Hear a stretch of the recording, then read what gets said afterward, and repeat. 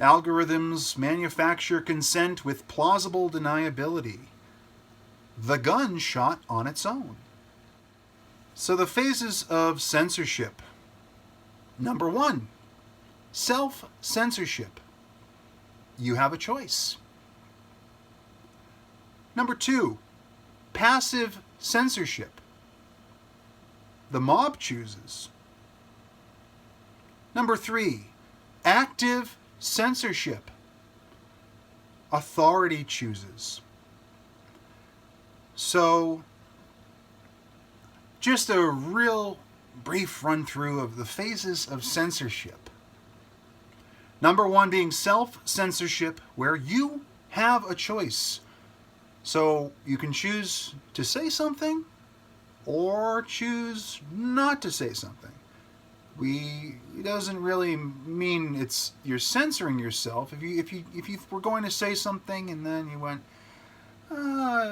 it's not to my best judgment, it would be better not to say that. We don't have to call that censorship. We can call it censorship if we'd like, but it's your choice. It's your choice. No one else decides what you should and shouldn't say. You're making the judgment call for yourself, because we all have our own voice, our own message to say. I have my advocacy, and I have this channel, and I say things that may be right, may be wrong, maybe they're right to me and wrong to you. But we have the choice to self-censor, and only the pressure that we might be judged in a way we don't like by our peers and loved ones. But then we get into passive censorship, where basically people tell others not to listen to you. Or they say, we're going to choose. The mob chooses. The mob chooses who can speak. We're going to do this by committee, okay? And we're going to mass report you. We're going to brigade you.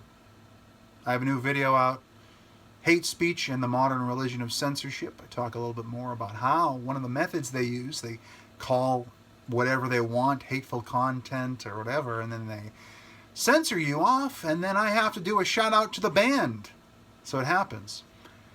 But the mob chooses, and of course, they might also say you're not qualified. They'll give some other reason. They'll ascribe a reason for why you can't speak, and then they might go ahead and tell people and just try to make an environment of, while you're being censored, we're going to block out people that have this ideology or this viewpoint or have this position on this issue and that position on that issue. They're going to do it that way. They're not going to do a hard censoring, but sort of just muddy the waters, create an environment where people just don't listen to you because there's been so much negative messaging about you. No matter what you're saying, it doesn't matter. It can be any side of politics, it can be anything, any philosophical position, whatever it might be.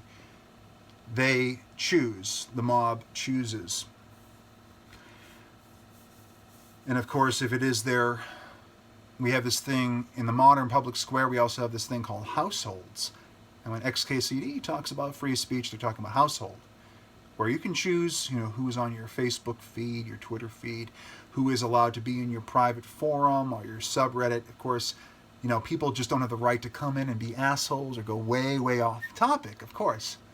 But at the same time, you need to have some control over that. You need to have control. So, the mob chooses, and sometimes that's for the best. But we're talking more in a broad public square manner, where people are unjustly censored by the popes and prophets, and sometimes the disciples of the modern religion of censorship. They're made into martyrs by these people. Kicked out. Their voices suppressed. They're silenced. They've met their match. They're God of that modern religion.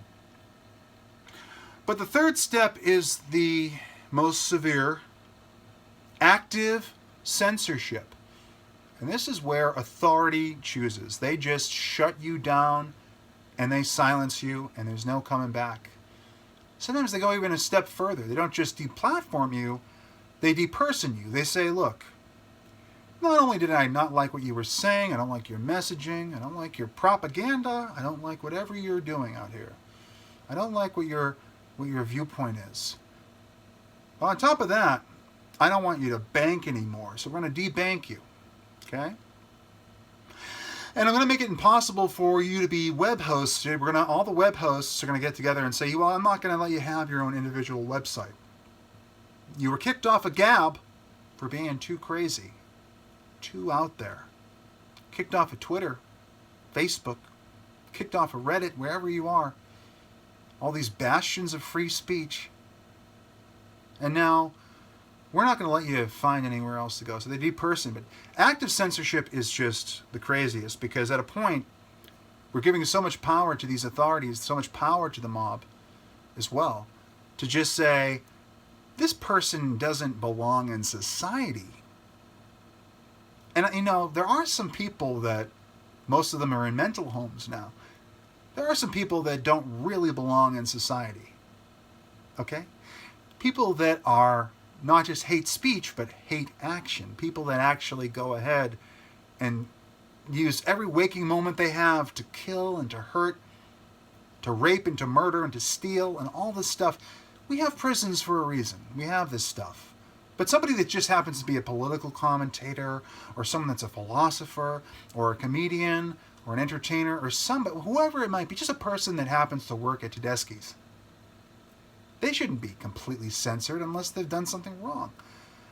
But we've seen Alex Jones and others, for the bigger names in the media, the mollusk media, the middle media.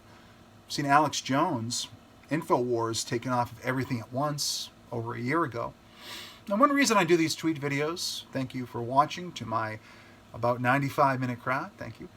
One of the reasons we do these tweet videos the way we do, in that I go back to, for example, July 2019 and August 2019, as I am here, I go back to give you a little more perspective on what was going on a year ago or 8 months ago, because that way you have a broader understanding. If you haven't been following all this stuff day by day, and the chances are if you're watching this channel you have been following most of it, but if you haven't been watching it day by day, I provide you further context, further perspective, and go back to what we were talking about a year ago. Because, yeah, it might be old news to some, but in a sense also, it's more true than ever. So authority chooses active censorship, and at that point you're essentially dead in the water. Everybody's against you, and that's where we have these alternative services like Gab and Minds, Parler, Telegram, and so forth.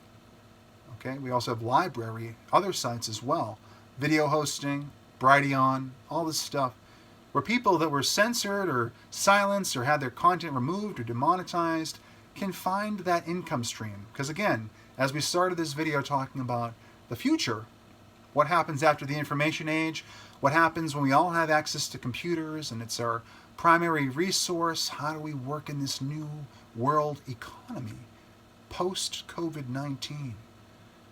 You gotta have a voice online. You gotta have a presence.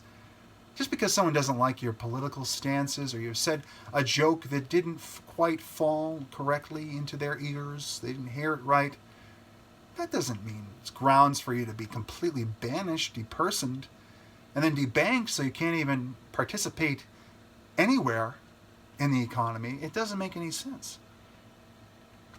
So that's another video. The phases of censorship and other stories. Definitely check it out on my channel.